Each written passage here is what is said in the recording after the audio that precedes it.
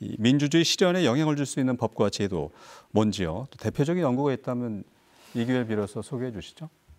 사실 그 민주주의 토대는 이제 언론, 출판, 집회, 결사의 자유로 대표되는 표현의 자유입니다. 네. 그래서 특히 신문 방송을 포함한 언론이 이제 정치 권력에 대한 비판을 자유롭게 할 수 있도록 하는 그런 것이 보장돼야 되고, 또 정치적 표현의 자유가 보장되어야 국민의 의사가 제대로 대변되는 국민 주권이 실현되죠.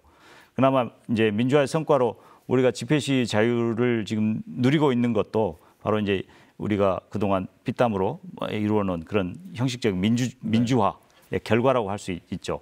그래서 이제 제가 보기에는 이제 선거제도라든지 정당제도 이런 것도 개혁이 시급한데, 사실은 이제 민주주의라고 하는 것은 내부 갈등이 발생할 수밖에 없는 정치 구조를 가지고 있습니다.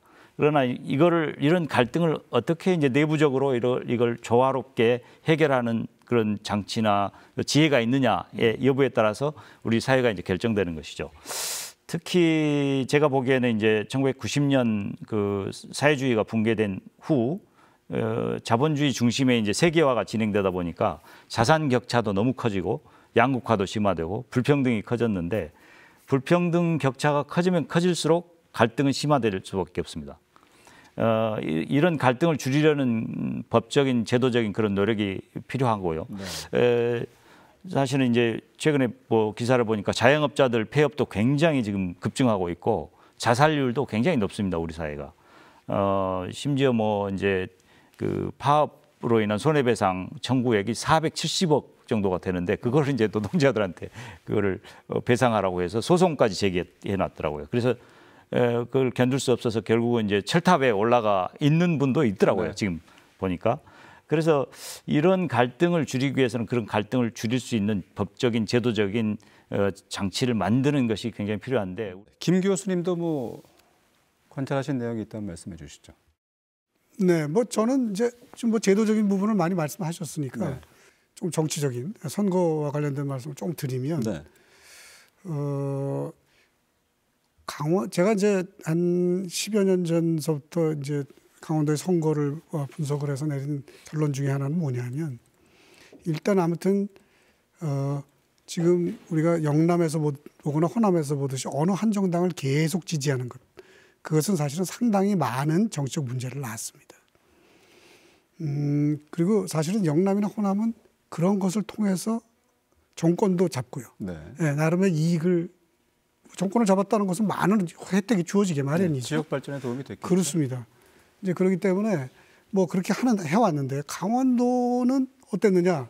강원도는 대체적으로는 보수에 가까운, 보수가 강한 그런 어떤 투표 행태를 계속 네. 보여왔어요.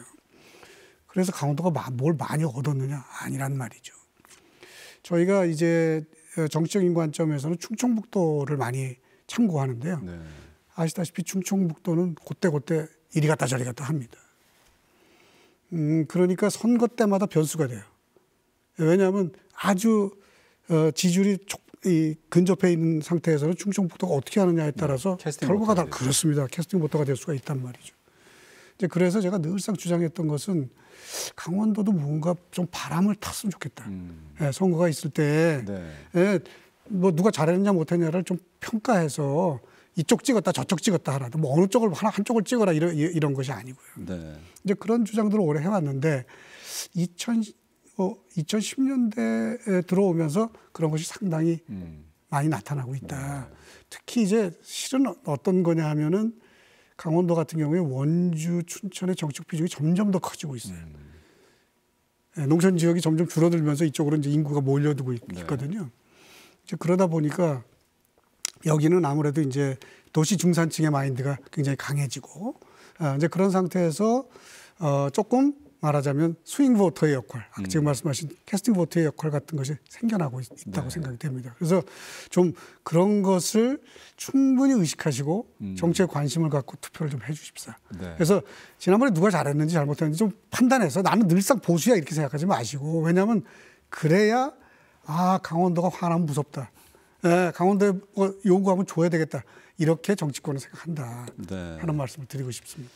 지역 발전과 주민 삶을 위한 선택을 좀 해줬으면 좋겠다 이런 말씀이시네요. 그렇습니다. 우리에게 이득이 되는 선택을 해주셨으면 좋겠다는 생각입니다.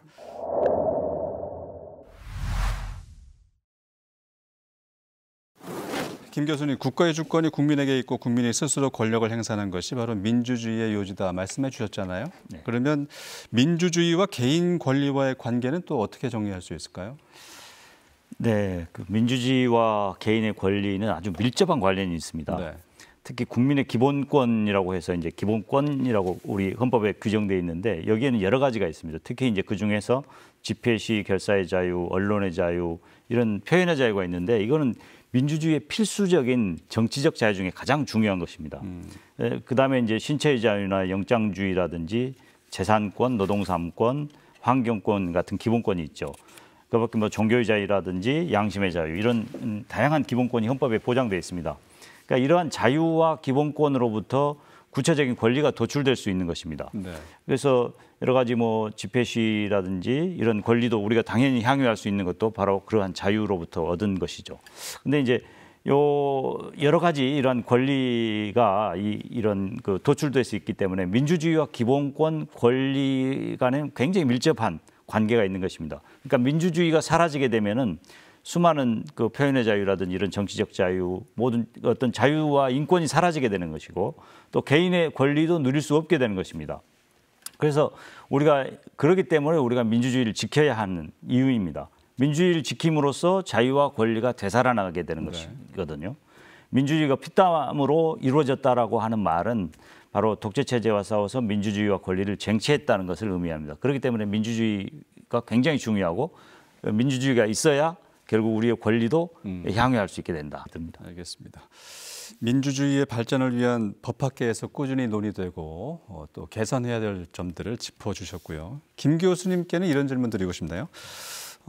요즘 권위주의, 포퓰리즘 등이 떠오르는 단어 중에 하나가 아닐까 싶어요.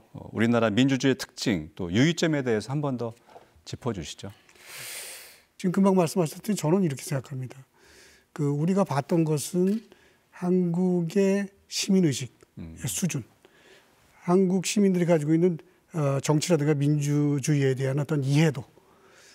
예컨대 코로나 사태가 오니까 전 세계 국가들이 다 시도를 해봤지만 한국 국민들처럼 정부의 시책을 잘 이해하고 적극적으로 따라주는 국가가 없다. 이런 얘기를 하거든요. 그거는 민주시민의식의 가장 중요한 척도로 많은 나라 지금 생각합니다. 네. 이제 그래서 여러 가지 문제가 있고 그 문제를 지금 말씀하셨듯이 제도적으로 혹은 현실적으로 해결을 해나가야 하지만 우선 첫 번째 저는 제가 말씀드리고 싶은 것은 자신감을 갖자. 자신감. 한국의 민주주의는 굉장히 높은 수준이고 우리가 세계적인 수준의 민주주의를 하고 있다고 네. 믿자. 네, 그것이 이제 우리가 이런 어려움을 극복하고 향후에 빠른 시간에 정상화해서 다시 또 민주주의 발전의 궤도로 올라서는데 아주 중요한 자양분이 될 거라 네. 그렇게 생각합니다. 알겠습니다. 그런 수준 높은 우리 대한민국의 민주주의 의식으로 만약에 대통령 거리로 인한 선거가 있게 되면 확정된 날로부터 60일 이내에 실시돼야 되죠. 그렇습니다. 또 내년엔 제9회 전국 동시지방선거가 또 치러질 예정이고요. 선거를 앞두고 정치와 법적인 측면에서 유권자인 우리 시청자분들께 끝으로 당부 말씀 한마디씩 해주시죠. 먼저 문 교수님 말씀해 주실까요? 네, 사실은 뭐 법적인 측면에서는 아까 제가 많이 말씀드린 것 같고 시민들이 이제 사실은 탄핵 정국으로 인해서 열기가 지금 굉장히 고조돼 있습니다. 갈등도 고조돼 있고 네. 그래서 만약에 이제 이 심판 결과가 나오면은 그 결과에 대해서도 이제 불만도 많고 이렇게 이제 하실 텐데 그 결과가 나오게 되면은 좀 이제 좀 평온하게 인내심을 가지고 이제 대선 정국으로 어차피 갈 거 아닙니까? 그러면 이제 차분하게 선거에 임했으면 합니다. 정당 정책도 좀 꼼꼼히 살펴보고 좋은 의견이 있으면 정책적으로 좀 적극적으로 참여해서 의견도 제시하고요. 그래서 좀 차분하게 마음을 가라앉히고 선거에 임했으면 그런 하는 마음입니다. 알겠습니다. 김 교수님도 당부 말씀해 주시죠. 네, 우리가 참 그 광장에서 응원봉을 들고 그러니까 말하자면 아주 창의적인 형태로 그 시위를 하지 않습니까? 네. 그 외국에서도 제가 이제 외국 반응들을 그런 거 있고 나면 이렇게 보는데 그 너무너무 그 놀라워합니다. 이제 그래서 저는 이렇게 생각합니다. 그 아까 자신감을 가지라는 말씀을 드렸고 그 다음에 플러스 뭐냐면 행동하시라. 행동하라. 네.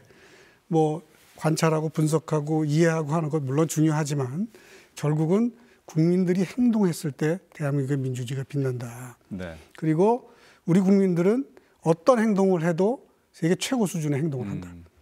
예, 그것에 대해서는 제가 이제 뭐 평생 정치학을 연구한 학자로서 또 많은 나라 제가 뭐 일본을 전공했고 미국에 가서 공부했고 뭐 유럽에도 가서 뭐 여러 가지 연구를 하면서 봤던 네. 예, 많은 것들에 기초했을 때 제 말씀을 믿으셔도 됩니다. 그러니까 우리 국민들이 자신 있게 행동해 주시면 네.